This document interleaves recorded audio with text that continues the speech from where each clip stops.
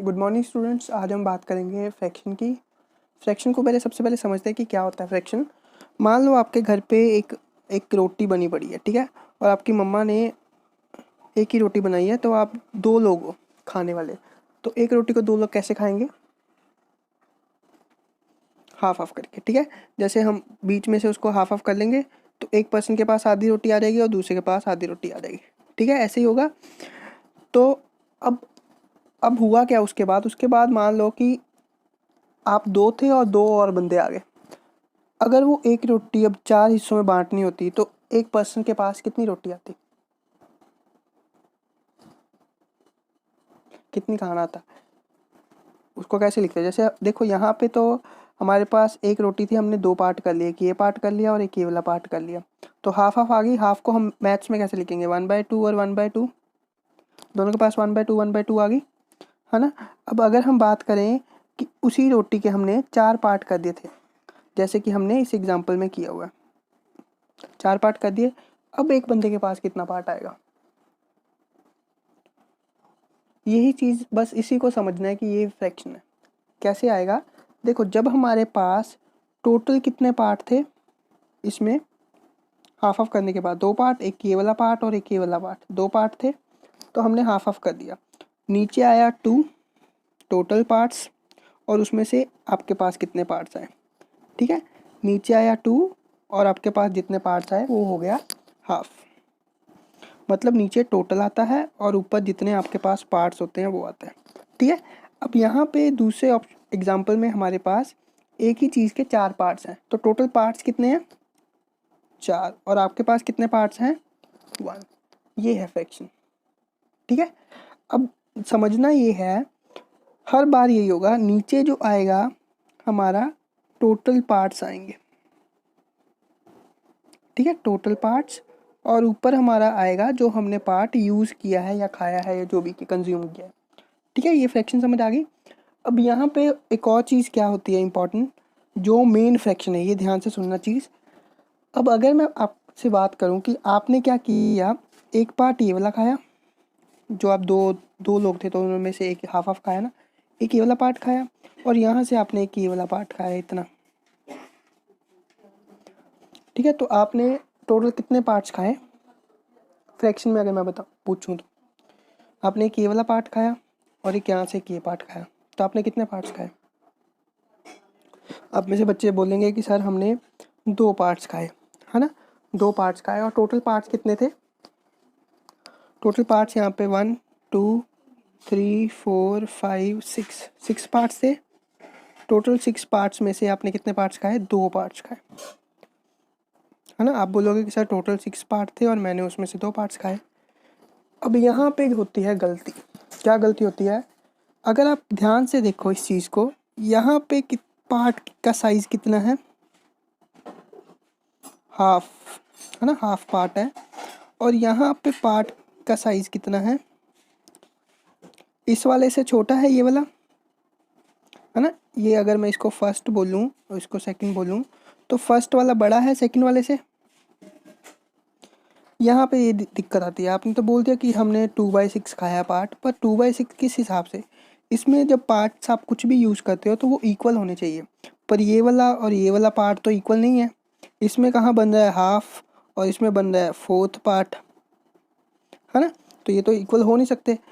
तो सबसे पहले फ्रैक्शन में हम क्या करते हैं? चीज़ों को इक्वल करते हैं। ये याद रखना, जब तक आपकी फ्रैक्शन, कोई दो फ्रैक्शंस हैं, यहाँ पे एक ये फ्रैक्शन बन गई ना, अगर मैं सिर्फ आपके पार्ट की बात करूँ, आपने यहाँ से 1/2 खाया और यहाँ से 1/4 खाया, नीचे टोटल आता ना, इसमें टोटल कितने पार्ट्स हैं? 4, इसमें टोटल दो पार्ट्स हैं। आपने यहाँ से एक खाया ये वाला, और यहाँ से आपने ये वाला हाफ खाया, तो आपने दो पार्ट्स खाए ना,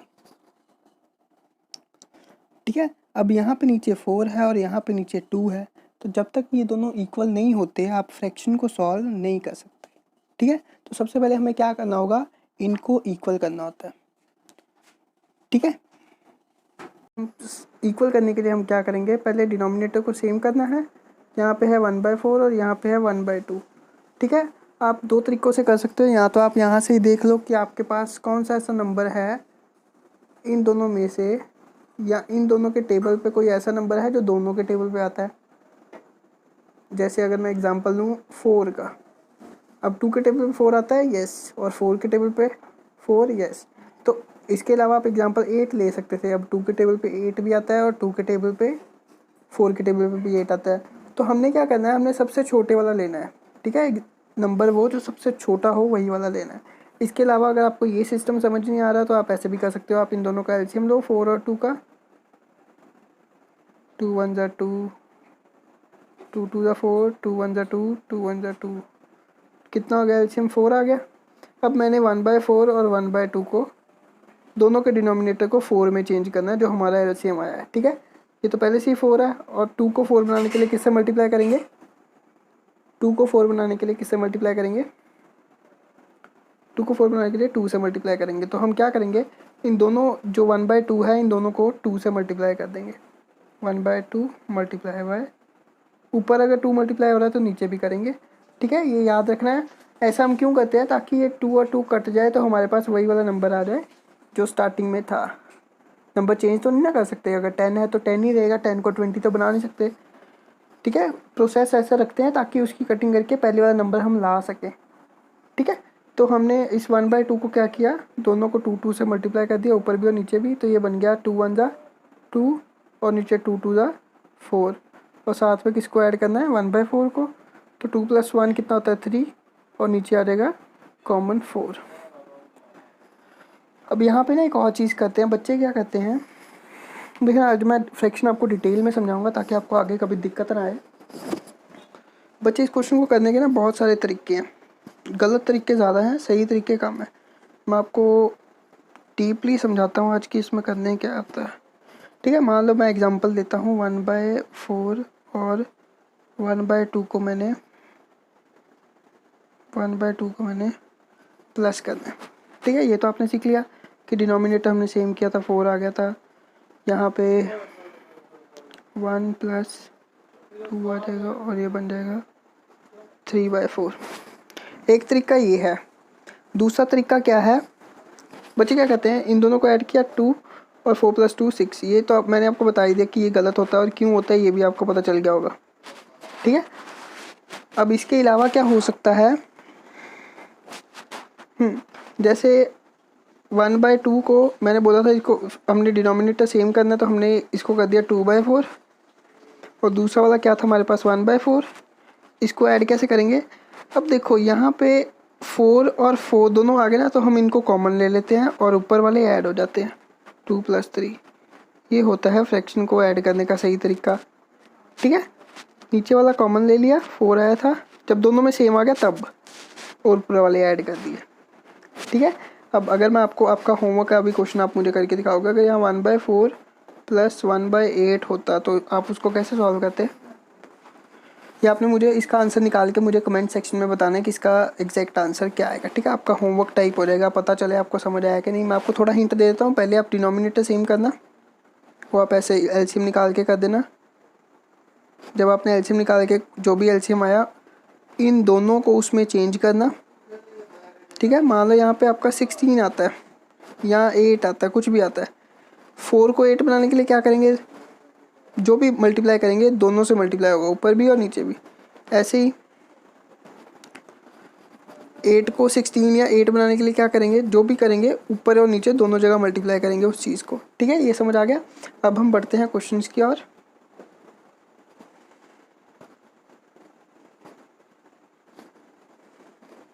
पहला क्वेश्चन है, पहले मैं आपको बताता हूँ, इसमें 4 चीज़ें होती हैं। एडिशन, या तो फ्रैक्शन को ऐड करना पड़ेगा, या फ्रैक्शन को माइनस करना पड़ेगा, इसके अलावा या तो मल्टीप्लाई करना पड़ेगा या फिर आपको डिवाइड करना पड़ेगा, ठीक है। अब यहाँ पे फर्स्ट क्वेश्चन क्या है हमारा, एडिशन करना है। हमारी एक स्टेटमेंट है 4/5 + 3/7। अब देखो यहाँ पे डिनोमिनेटर क्या हो गया, अलग अलग।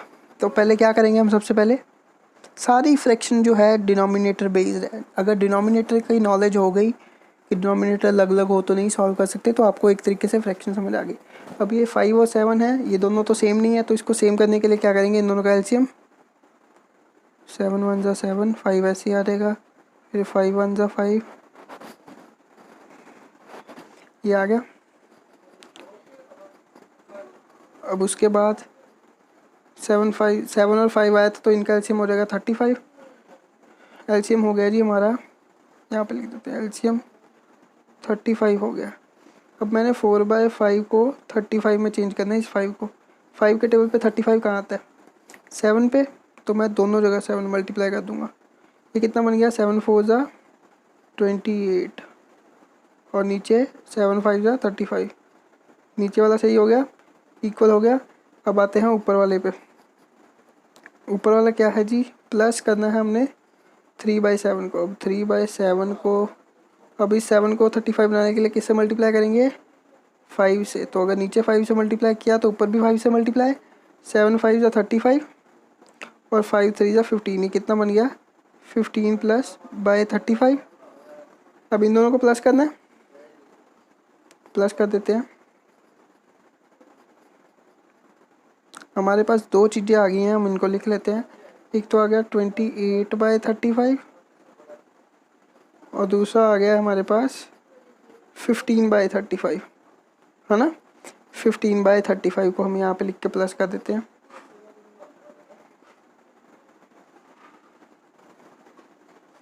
जब हमारे डिनोमिनेटर सेम हो गए फिर तो इजी है। डिनोमिनेटर कॉमन लिया, ऊपर वाले ऐड कर दिए,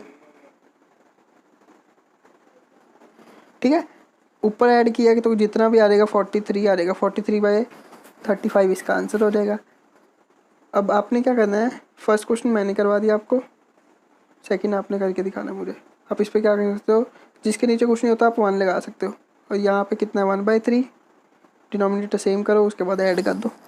प्लस का समझ आ गया। एक एक मैंने दो सम इसलिए लिए हैं, एक एक मैं करूँगा, एक एक आप खुद करोगे। ये मैंने करवा दिया, ये आप करोगे। होमवर्क है आपका, ये आप करके मुझे कमेंट में बताना कि इसका आंसर क्या है। ये क्वेश्चन माइनस वाले में है जी 2/7 माइनस 3/14। अब यहाँ पे भी डिनोमिनेटर सबसे पहले क्या करेंगे हम, प्लस और माइनस के सिस्टम सेम रहते हैं। मैं बार बार बता रहा हूँ, दोनों में आपने डिनोमिनेटर पहले सेम करना, उसके बाद प्लस या माइनस करना। यहाँ 7 है, यहाँ 14 है, दोनों का एलसीएम लिया। 7 1 ज़ा 7, 7 2 ज़ा 14, 2 1 ज़ा 2। एलसीएम कितना आ जाएगा? इनको मल्टीप्लाई करके देख लो, 14 आ गया। मतलब अब मैंने इन दोनों को क्या करना है? 14 में चेंज करना है दोनों को। तो कर देते हैं 14 में चेंज। यहाँ पे 14 था, 7 को 14 बनाने के लिए किससे मल्टीप्लाई करेंगे? 2 से। तो मैं यहाँ 2/7 को 2 से मल्टीप्लाई कर देता हूँ। अगर नीचे 2 मल्टीप्लाई किया तो ऊपर भी करेंगे। ये कितना बन जाएगा? 4/14 बन गया। अब दूसरा क्या है? 3/14। अब 3/14 को हम कैसे सॉल्व करेंगे? 3/14 हमने कन्वर्ट, एलसीएम हमारा 14 आया था, तो ये तो पहले ही 14 है, तो इसको चेंज करने की ज़रूरत नहीं। हमारे पास क्या आ गया? 4/14 और 3/14। ठीक है जी, हम 4/14 और 3/14 को माइनस कर देते हैं। यहाँ पे लिख देते हैं 4/14 और माइनस 3/14। फिर क्या होगा जी? ये कॉमन है, आगे जब सेम आ गए तो इनको कॉमन ले लिया। ऊपर क्या है? 4 और नीचे साथ में -3। 4 - 3 होता है 1, 1/14 इसका आंसर। समझ आ गया? कुछ नहीं किया बच्चे, सिर्फ डिनोमिनेटर को सेम किया है मल्टीप्लाई करके, और उसके बाद प्लस है तो प्लस कर दो, माइनस है तो माइनस कर दो। अब इसका फोर्थ क्वेश्चन आप खुद करोगे। नेक्स्ट क्वेश्चन है, अब हम करेंगे मल्टीप्लाई और डिवाइड। मल्टीप्लाई सबसे इजी है, डिवाइड भी बहुत इजी है, कोई ज़्यादा मुश्किल इसमें कुछ भी नहीं है। क्वेश्चन है 4/5 मल्टीप्लाई 3/5। अब इसमें प्लस या माइनस नहीं करना है। मल्टीप्लाई में हम यहाँ तो कटिंग होती है, यहाँ फिर सीधा मल्टीप्लाई। और मल्टीप्लाई कैसे होता है? नीचे वाला नीचे वाले से मल्टीप्लाई, ऊपर वाला ऊपर वाले से मल्टीप्लाई। अगर देख लो कटिंग हो रही है किसी की तो कर दो। और ये भी नहीं है कि आप इस 5 की, ये जो 5 है इसको इस 5 से काट दो। अगर आपने ऐसे काट दिया तो ये गलत हो जाएगा। अगर एक नंबर नीचे है तो दूसरा नंबर ऊपर होना चाहिए, तभी कट सकते हैं। अगर ऊपर नहीं है, दोनों नीचे हैं, तो वो कटेंगे नहीं। क्यों नहीं कटेंगे बताओ? क्योंकि बीच में साइन मल्टीप्लाई है। मल्टीप्लाई मतलब इसको इससे मल्टीप्लाई, इसको इससे मल्टीप्लाई, और कोई मतलब नहीं है मल्टीप्लाई का। ठीक है। 4 3 या कितना होता है 12 और 5 5 या 25। आंसर आ गया, कुछ नहीं करना था, इजी है। सेकंड क्वेश्चन,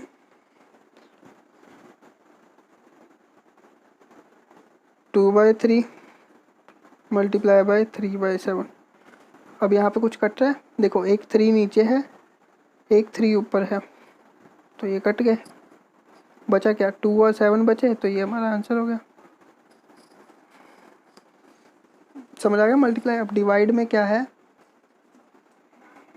थर्ड भी मल्टीप्लाई का है। अब ये क्वेश्चन आपने करना है, इसका आंसर क्या आएगा।